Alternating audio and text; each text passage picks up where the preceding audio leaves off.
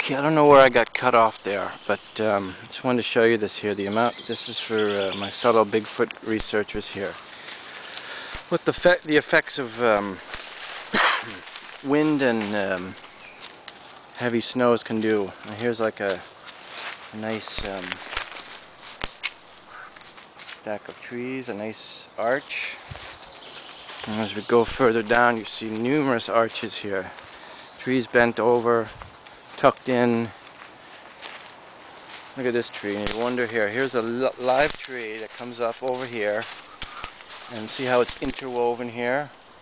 You got this tree here, and it goes all the way up, and it's behind that tree. You can see, and this tree goes way back down, and it goes into the ground there. And you can see the intricacy here, woven. Okay, and then you have another clump of trees, small limbs stacked up there. Over here, there's another intricate weave pattern here. Dead tree, a couple of live trees, all woven together here. Okay. And let's see here.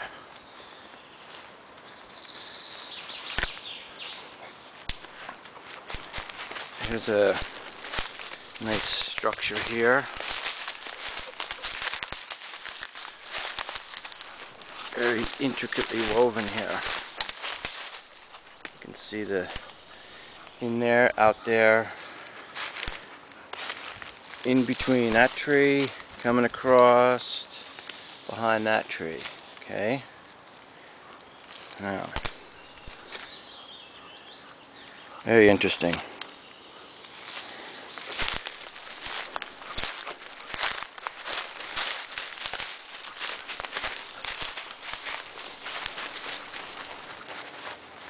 There's some sticks in between there, clumped up. A lot of weave patterns here and there. Here's a birch tree, and you got a long tree that, geez, I can't even see where this originated from. This stump here, and it goes through the tree on the inside of this tree here, and it's got sticks stacked up, many different kinds, some living in between here. Okay. And you've got all kinds of arches here. My point is now I know for a fact, well, there's no Bigfoot in this part of the world.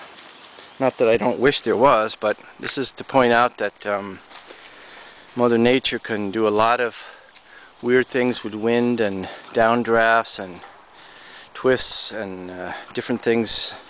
So take all kinds of, if you see these structures, you got to take them, you got to really take time to examine and just to pick out the real ones from the forces of nature.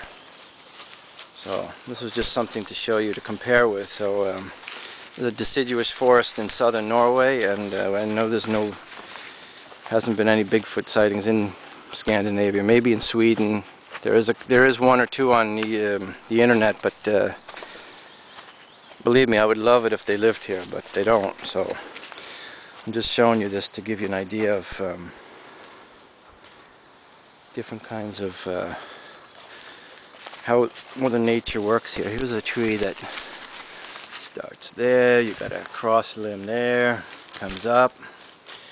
Look at this twist here, in between here, it continues on, and then it goes. Now, if you look at the way this tree started out, by all intents and purposes, this limb going on this side of the tree should have come on the left side of the tree, but why did it twist on this side? Who knows?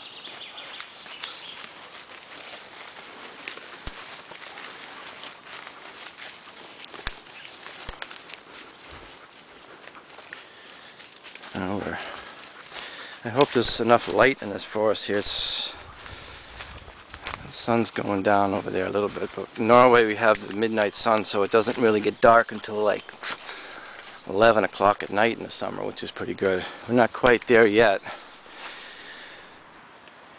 Here's another little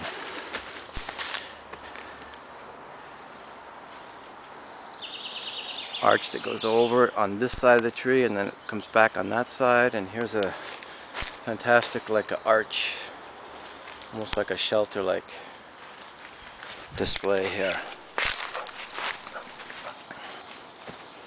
Now look at this little branch here, just for example here. Okay, it's a live tree. It starts down there, twists here, comes up on this side of the tree.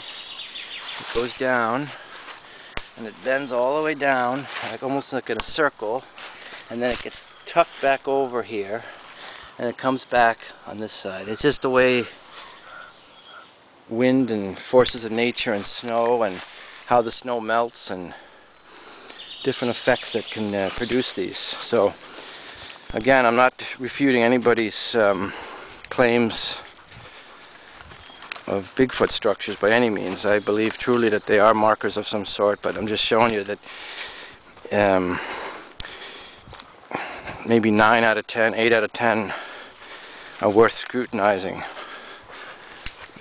rather than just write them off. And this might also, it might make you feel, give you a false sense of you're in a hot area if you see a lot of things, but they might, you have to question the terrain, the climate. If you're in a cold climate, for example, with a lot of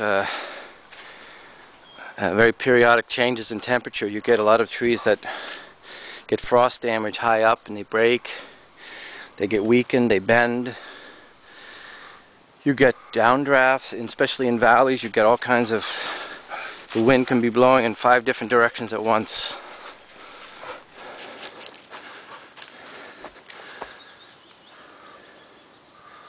And this is like, this little valley here is so many examples of this phenomena here that I had to film it here.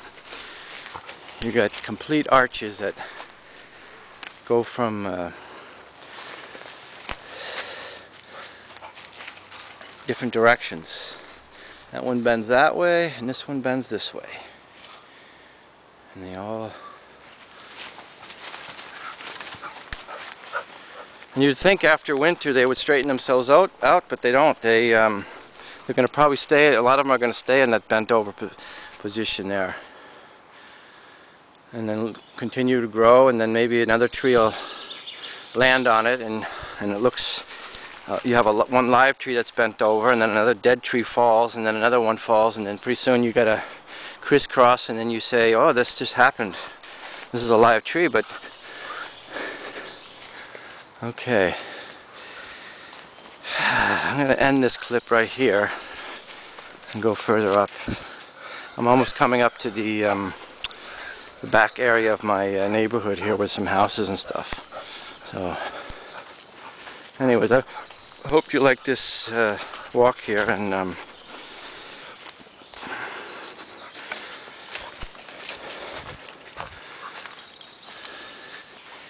I know Ben had a good time.